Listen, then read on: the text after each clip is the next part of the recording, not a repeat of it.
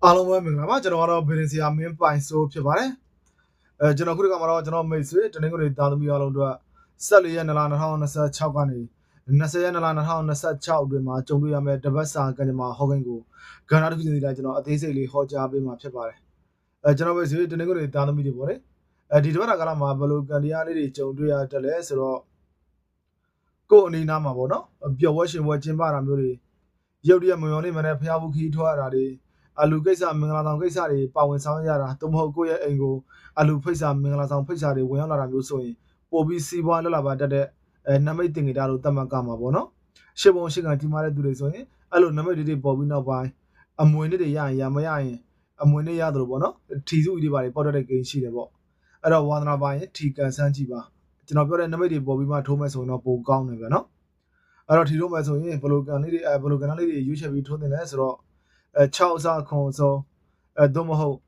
3အစား4ဆုံးတကွက်များတကွက်ကန်ဆန်းကြည့်ပေါ့ဗျာနော်အဲ့တော့တနင်္ဂနွေသားသမီးတွေပထမအဆုံးဒီကာလမှာသူကအဲ့ဘာသာရေးနဲ့ဆက်နွယ်တဲ့ကိစ္စတွေလောက်ရတဲ့ဂိမ်းရှိတယ်လို့ခေါ်တာပေါ့နော်အလဲပတ်ခီးသွားတာတို့မဆုံတာကြာပြီးဖြစ်တဲ့အမေတွေအဖေတွေစီပြန်တာမရောက်တာကြာပြီးဖြစ်တဲ့မိတ်ဆွေသူငယ်ချင်းတွေစီသွားတာတချို့ကကိုယ့်ရဲ့နေရက်ဒေတာကိုခိတခဏပြန်အလဲရောက်တာစသဖြင့်ပေါ့အဲ့လိုသွားလာတဲ့ဂိမ်းရှိတယ်အလဲပတ်ခီးမင်္ဂလာဆောင်ခီးဖျားဘူးခီးအလူတန်းနဲ့ပတ်သက်တဲ့ခီးလမ်းတွေသွားတဲ့ဂိမ်းရှိတယ်တွားပါအမှန်တန်စီးပွားလက်လာပါတက်လာလိမ့်မယ်မဆုံတာကြာပြီးဖြစ်တဲ့မိတ်ဆွေတွေနဲ့ပြန်ဆုံရတဲ့ဂိမ်းမိဘဆရာသမားတွေနဲ့ပြန်ဆုံရတဲ့ဂိမ်းရှိတယ်အခြေတွေပါတယ်မှာဆိုရင်တော့မှမျောလင့်နေတဲ့ကိုယ့်ရဲ့ချစ်သူဟောင်းကကိုယ့်ကိုပြန်ပြီးဆက်သွယ်တာတို့အိမ်တော်ဘဟောင်းကိုယ့်စီပြန်လာတာတို့ဆိုတာဒီလိုကိန်းခမ်းမျိုးလို့ခေါ်တာပေါ့လေနော်ပြီးတော့တနင်္ဂနွေသားသမီးတွေကမှပညာရေးနဲ့ပတ်သက်ပြီးစောင့်မွဲဖြစ်တရားရှိတဲ့ညီငယ်ညီမငယ်တွေရှိတယ်ဆိုရင်ဒီကာလကပညာရေးကအတိုင်ထိပ်ရောက်နေတယ်လို့ပြောရမယ်ဘာမှစိတ်ပူစရာမလိုဖြည့်တဲ့စောင့်မွဲဒီဧကံမုတ်ချအောင်မယ်ဆိုတဲ့ကိန်းထဲမှာပါတယ်နော်အဲ့တော့ကိုယ့်ဘက်ကလိုအပ်တဲ့ဝရိယလေးတာထားကြိုးစားထူးထူးချွန်ချွန်နဲ့အောင်မယ်အဲ့တော့ပညာရေးဆိုတဲ့အခါမှာဒီအတန်းပညာတစ်ခုတည်းမဟုတ်ပါဘူးတချို့ကတော့ဒီကာလမှာအတတ်ပညာတွေစီးပူးလေ့လာတာသင်တန်းအသစ်တွေထပ်တက်တာတို့ဘာသာစကားသင်တန်းအသစ်တွေတက်ကတာတို့စသဖြင့်ဖြစ်တဲ့ဂိမ်းရှိတယ်ကျောင်းတွေပါတွေရှောက်ထားလို့ရှိရင်ဒီကာလမှာဝင်ခွင့်ရလိမ့်မယ်ဗျာနော်ပြီးလို့ရှိရင်သူကဒီကာလမှာတနင်္ဂနွေသားသမီးတွေအရေးကြီးတဲ့စာစာနဲ့ပတ်သက်တဲ့ကိစ္စတွေလှုပ်ဆောင်လို့ရှိရင်အောင်မြင်တယ်passport လောက်တာမျိုးတွေတက်တန်းတိုးတာမျိုးတွေစသဖြင့်ပေါ့နော်ဗီဇာလျှောက်ထားတာမျိုးတွေဆိုရင်ဒီကာလမှာအောင်တယ်ဆိုတဲ့အနေအထားရှိတော့ဝမ်းသာဖို့ကောင်းတယ်နောက်တနင်္ဂနွေသားသမီးတွေအလုံးနဲ့ပတ်သက်ပြီးပြောနေတယ်ဗျအလုံးမှာယာရုတို့ဆောင်မွဲဖြေထားတဲ့သူတွေဆိုရင်ဒီကာလမှာရုပ်တရက်ယာရုထတိုးတာတချို့ကတော့လစာတိုးတာဒါမျိုးလေးတွေကြုံရတယ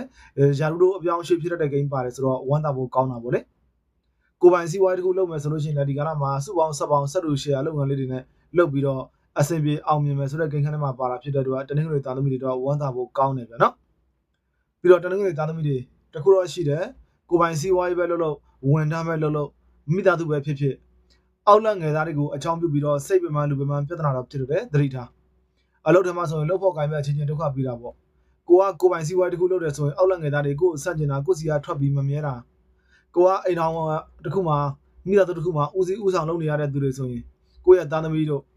ညီကိုမောင်နှမတို့ဒါတွေကကိုယ်အဆန့်ကျင်တော်လာကိုစီကထွက်သွားတာဒါမျိုးလေးတွေတော့ဖြစ်တဲ့ဂိမ်းရှိတယ်ဂယုဆိုင်ပဲလူရင်းလူယုံနောက်ကျော်ဓာတ်နဲ့ထိုးရတဲ့ဂိမ်းရှိတယ်အဲ့ဒါဘသူမှမယုံပါနဲ့လို့ပဲထက်တဲ့တနင်္ဂနွေသားသမီးတွေကိုမားမယ်ဗျာနော်ထပ်ပြောမယ်အပေါင်းအသင်းလေးစုံမယ်ဒီကလာမှာလူချစ်လူခင်လေးပေါ်လာလိမ့်မယ်အဲ့ဒီမှာတောက်စားမူရပျော်ပါတာအဲ့လိုလွန်သွားပြီးပြဿနာဖြစ်တာလေးတွေတချို့ကအပျော်အရှင်ကနေစပြီးလုပ်ပြီးတော့ဟိုဂိမ်းဆော့တာဆလော့ဂိမ်းတွေဆော့တာမျိုးတွေနှလုံးသွင်းထိုးတာဖဲရိုက်တာမျိုးတွေ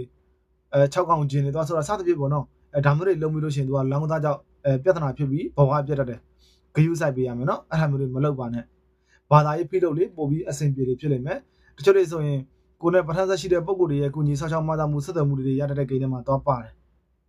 ငွေကြေးကန်ကြည့်တဲ့အခါမှာတနင်္ဂနွေသားသမီးတွေဒီတပတ်ကာလမှာငွေကြေးကန်တွေပြန်အားကောင်းလာလိမ့်မယ်ပတ်စံမရှိတဲ့သူတွေကအကူညီသွားတော့ရင်ကိုယ်အကူညီဆောက်ရှောက်မဲ့သူပတ်စံထုတ်ပေးမဲ့သူနဲ့စုံရတဲ့ဂိမ်းရှိတယ်ပတ်စံရှိတဲ့သူတွေကလည်းဒီကလာမှာစီးပွားလက်လာပါလေးတွေပိုတိုးတက်လာလိမ့်မယ်ရရရှိတဲ့ပတ်စံလေးတွေဒီကလာမှာပြန်လဲရရှိတာမျိုးတွေပတ်စံလေးတွေရတဲ့အပြင်ကိုယ့်ရဲ့မိဘဆရာသမားတွေကိုပြန်ပြီးကူညီထောက်ပံ့ပေးနိုင်တဲ့အနေအထားကြုံရမယ်တခုတော့ထပ်ပြောရမယ်ရတဲ့ပတ်စံတွေကအဝင်အထွက်တွေများတဲ့ဂိမ်းဆိုတော့မမြဲခြင်းအပို့ပြီးဆိုတော့လက်ပိတ်တဲ့ဂိမ်းတော့မရှိဘူးပတ်စံမမြဲဘူးဆိုတဲ့ဂိမ်းတော့သွားရှိတယ်ပတ်စံမြဲခြင်းနဲ့ဆိုရင်အဖတ်တင်တာလေးတွေတခုလောက်ထားပေါ့ဆိုင်ဝယ်တာတို့အိမ်ဝယ်တာတို့အိမ်ဆောက်တာတို့ ပ်ပြီးတိုးချဲ့တာပြုပြင်တာဖြစ်စေမြေတွေပါတွေဝယ်တာပဲပြောင်းပွဲအောင်လုပ်ငန်းပွဲသားလုပ်ငန်းဒါအပြင်ကိုလုပ်နေတဲ့စီးပွားရေးလုပ်ငန်းတွေထဲမှာပါဝင်ပြီးရင်းနှီးမြှုပ်နှံတာကပိုပြီးတင့်တော်တယ်တခုတော့ရှိတယ်ဘောဓကုဏနဲ့ပတ်သက်တဲ့လုပ်ငန်းရွှေတို့ရေတို့နော်လေတို့လယ်တို့ဒါမျိုးတွေကတော့ဒီကာလမှာအဝင်မတော်ဘူးအဲ့ဒီလုပ်ငန်းတွေကိုတော့သွားပြီးရင်းနှီးမြှုပ်နှံပြီးမလုပ်နဲ့ဆုံးရှုံးနေတာမှုနဲ့ကြုံရတဲ့ကိန်းရှိပါတယ်တနင်္ဂနွေသားသမီးတွေအိမ်တော်ရင်းနဲ့ပတ်သက်လို့ရှိရင်တော့ဒီကာလမှာချစ်သူမရှိတဲ့သူတွေဆိုတော့အမှန်စမ်းပွင့်ပြီးတော့ဝိုင်းဝိုင်းလက်ထက်တဲ့ကိန်းရှိတယ်ရှေ့ဘုံရှေ့ကံကြီးမားတဲ့အမျိုးသမီးလေးတွေဆိုရင်ဒီကာလမှာစိန်လက်စုပ်ကြီးရပြီးတော့ကိုချစ်သူကကိုရှိမှဒူးလေးထောက်ပြီးတော့ငါ့ကိုလက်ထပ်ပါကွာဘာညာဆိုပြီးတော့လက်ထောက်ခင်တောင်းခံရတဲ့ကိန်းထိပါရှိတယ်လို့ခေါ်တာဟုတ်ဗျာနော်ရုပ်တရက်မမျောလိမ့်မယ်နဲ့အိမ်တော်ရသားထားကြတာရုပ်တရက်ခိုးရလိုက်သွားတာနှစ်ဦးသဘောတူလက်မှတ်ထိုးလိုက်ရတယ်ဆိုတဲ့ကိန်းမျိုးကတချို့ကကြတော့ရုံတက်ပြီးလက်မှတ်ထိုးတယ်ပေါ့နော်စာချုပ်စာတမ်းမှာလက်မှတ်ထိုးရတဲ့အိမ်တော်ရင်းနဲ့ပတ်သက်ပြီးတချို့ကကြတော့ကိုယ်တိုင်တော့မဖြစ်ဘူးတဲ့ကိုယ့်ရဲ့မိတ်ဆွေသူငယ်ချင်းတွေဆွေမျိုးကြီးကောင်မတော်မှာအရင်ချရဖြစ်တဲ့အခါကိုကလိုက်ပါဖြစ်လိုက်ပါပြီးတော့ကုညီဆောင်ရတဲ့ကိန်းတွေမှာသွားပါတယ်ကောင်းပါတယ်ဗျလှုပ်ပြအောင်လှုပ်ပေးလိုက်ပေါ့ဗျာနော်အဲ့တော့အမရန်စမ်းပွင့်တာပေါ့တခုတော့ထပ်မှခြင်းတယ်အရန်စမ်းပွင့်တဲ့ကိန်းရှိတော့အိမ်တော်ဘက်တွေကအတူတူနေတာကိစ္စမရှိဘူးပေါ့လေတယောက်တနေရာစီခွဲနေရတဲ့ချစ်သူတွေအိမ်တော်ဘက်တွေကြတော့စမ်းပွင့်တော့နီးရဘက်ကိုရိမ်သွားပြီးတော့တတိယတယောက်တွေဝင်လာတာမျိုးတွေဖြစ်တဲ့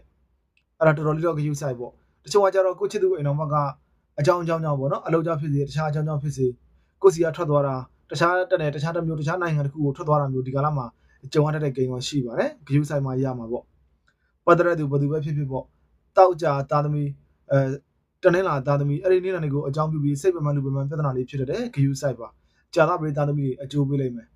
ဖေဖော်ဝါရီလ14 15 19 18 20အဲ့ရက်တွေကတော့အမှန်ကန်ကောင်းတယ်ကြုံရတဲ့အခက်အခဲတွေအားလုံးကိုကြော်လွှားနိုင်စွမ်းရှိတယ်ရထနာတဲ့လုပ်ငန်းတွေပြန်ပြီးလုပ်ရတာတွေဆက်လူရှာလုပ်ငန်းတွေလုပ်ရတာတွေစာချုပ်စာတမ်းတွေမှာအရေးကြီးတဲ့စာချုပ်စာတမ်းတွေမှာလက်မှတ်ထိုးရတာမျိုးတွေကြုံရတဲ့ကိန်းရှိတယ်ကိုယ့်ရဲ့မိသားစုမှာစီးပွားလက်လာပါတက်တာအောင်မြင်တာတွေလောက်ရတတ်တယ်အလူတန်းတွေထပေါ်လာလိမ့်မယ်မင်္ဂလာရှိတဲ့ကိစ္စတွေစီစဉ်ဆောင်ရွက်ရတဲ့ကိန်းတွေရှိတယ်ပြပသွားတဲ့သူတွေဆိုရင်အဲ့ကလာမှာပြပသွားဝင်ရှိတာကြောင်းဝင်ဝင်ရပြီဆိုတဲ့သတင်းစကားကြားတာစသဖြင့်ပေါ့ကောင်းကျိုးချမ်းသာလေးတွေရရှိတဲ့ကာလလို့ခေါ်တယ်အလုပ်တစ်ခုစလုပ်မယ်ဆိုရင်အဲ့ကလာမှာစတင်ပြီးအကောင့်တွေပေါ်ပါအနာဂတ်မှာတေချာပေါက်အောင်မြင်ဖြစ်ထုံးနိုင်မယ်ဖေဖော်ဝါရီလ16 19အဲ့နှစ်ရက်မှာတော့အညံ့လေးတွေရှိတယ်လူလိန်လူကောင်းအန်ဒီရလေးတွေကြုံရတတ်တယ်ကိုကိုတိုင်းလောင်းသားလို့ဘဝပြန်မပြတ်ရင်ကိုရဲ့ဒီညီကောင်မတော်ဆွေမျိုးတွေကမိသားစုရင်းချတဲ့ကအိမ်တော်ဘချစ်သူစသည်ဖြစ်ပေါ့ဗျာသူတို့ကလောင်းသားလုံးပြီးတဲ့အခါမှာကိုပါဒုက္ခရောက်တဲ့ကိန်းရှိတယ်နော်တချို့လေးတွေဆိုရင်မင်းဆိုးရတဲ့ပတ်သက်တဲ့ကိစ္စတွေညှိဆုံးပြီးအရက်ပိုင်းမှာရုံအောင်ကြောက်ဖြစ်တာမျိုးလေးတွေစစ်စစ်မင်းများခံရတာမျိုးလေးတွေဖြစ်တတ်တယ်ကိုယ်တိုင်တိုင်းမဖြစ်တော့မှတခြားတစ်ယောက်ကိုဖြစ်ပြီးကိုကဂျာညက်တဲ့ကိန်းရှိတယ်ဂရုစိုက်ပေးပေါ့ကျမ်းမာရေးနဲ့ပတ်သက်လို့ရှိရင်တနင်္ဂနွေသားသမီးတွေအကျော်အချင်းနဲ့ပတ်သက်တဲ့ယောဂတွေတစ်ချက်ဂရုစိုက်မယ်အကျော်အချင်းတွေအစင်မပြေတာမျိုးတွေပေါ့နော်ခါတွေအခါစစ်တွေနာတာလက်တွေခြေထောက်တွေအဆင့်မြစ်တွေနာကျင်ကြိုက်ခဲနေတာမျိုးလေးတွေဖြစ်တဲ့ကိန်းရှိတယ်ဒါအပြင်ခေါင်းမကောင်းပေါ့နော်တွေးတိုးတတ်တယ်အသက်အရွယ်ကြီးနေတဲ့သူတွေဆိုဒီကလာမှာတော်တော်လေးတွေးတိုးတတ်တယ်ပြီးရင်နှလုံးတွေပါတုံတာမူးတာမော်တာဖြစ်ပြီးညဘက်အိတ်မပြောတတ်တဲ့ယောဂလေးတွေရလာလိမ့်မယ်အဲ့တော့ဒီကလာမှာကန်တရားရဲ့ထောက်ပံ့မှုအပြည့်အဝရကျင်တယ်ဆိုရင်နှုတ်နှစ်ရောင်အပြာရောင်အစိမ်းရောင်ပွားရောင်တို့ကိုအဓိကထားဝတ်ဆင်သုံးဆွဲရမယ်တစ္ဆပံကြောက်စိမ်ပံဇဘယ်ပံမင်းမြို့ပံအဲ့ဒီဘန်းတွေကိုမိမိတို့ယုံကြည်ကိုးဝတ်တဲ့ဖျားမှာဖျားပန်းကတ်တာဖြစ်စေနေအဲ့ကနေမှာအလှပန်းထိုးတဲ့နေရာဖြစ်စေပြုလုပ်သုံးဆွဲပေးရမယ်အဲ့တော့ကြုံရတဲ့အညံ့တွေကင်းပြီးတော့ကောင်းကျိုးချမ်းသာတွေရရှိအောင်ရေရအနေနဲ့ဘာလုပ်ရမလဲဆိုတော့မိမိတို့ရဲ့မိဘဆရာသမားတိတ်ဦးပေါ့နော်ပန်းသီးဝယ်ပြီးတော့ဒါနပြုလူတန်းပြီးတော့ကိုဖြစ်တဲ့ဆန္ဒလေးကိုသေချာလေးတိုင်တဲ့စစ်တော်ချင်းအဖြစ်အလိုရှိရာဆန္ဒလေးပြေဝသွားလိမ့်မယ်ဒါအပြင်အညံ့ခတ်လေးတွေပြေပြောက်သွားအောင်အိမ်မှာမသုံးတော့တဲ့ရေပိုက်အဟောင်းအပြက်တွေလျှက်စစ်ပစ္စည်းအဟောင်းအပြက်တွေတချို့ကရက်တောင်အဟောင်းအဆုပ်တွေတချို့ကနာရီဖိတ်စာတွေပေါ့အဲ့ဒါမျိုးတွေကိုရှာဖွေပြီးတော့အမြန်ဆုံးလမ်းထိပ်ကအမိုက်ပေါ်မှာညနေဆောင်လေးတစ်ခုမှာကိုယ်တိုင်ကိုကြတွားရောက်ဆွတ်မြစ်လိုက်ပါဗျာနော်ဒါဆိုတော့ပိတ်ဆို့နေတဲ့လက်လာပါတွေကြုံရတဲ့အညံ့လေးတွေကင်းသွားပါလိမ့်မယ်တနေ့ကိုတွေသားသမီးအားလုံးစိတ်ချမ်းသာခြင်းကိုယ်ကြီးချမ်းသာခြင်းများဖြစ်ပြည့်စုံကြပါစေလို့ဆရာဆုမကောင်းတောင်းပေးပါတယ်